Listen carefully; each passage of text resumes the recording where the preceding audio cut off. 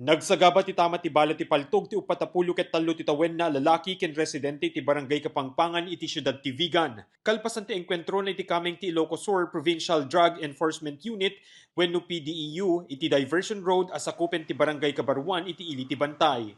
Imunan iti daytoy rumrumwar ti suspect ket naggapo iti Ilocos Sur Provincial Jail wenno ISPJ ken nagdeliver dayto iti maatap nga illegal a droga nga indulin na iti food pack ti maysa a fast food chain. Insigida sinur ti kaming ti PDEU ti tricycle nga inmaneho ti suspect kalpasan na apimanaw dayto iti ISPJ. Apaman ang madanunan da iti nakapasamakan ti insidente, ti suspect ti may pagarup ang nagpaputok ti paltog ket dito'y mette na bimalas ti simurot ken kuan na kaming ti PDEU ken natamaan daytoy.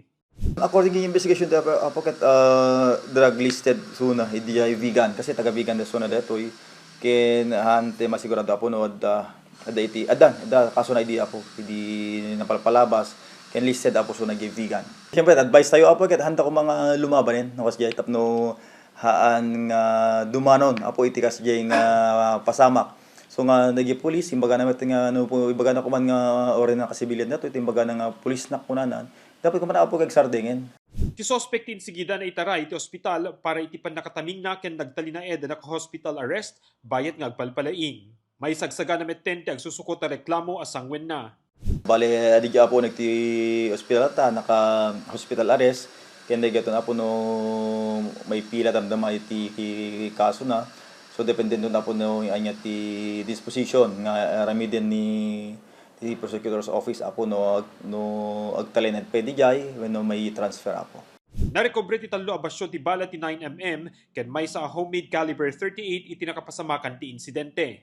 Kabayatan na indawat manen ti pulisya iti tulong ti komunidad para iti panakasolbar ti problema ti illegal a droga.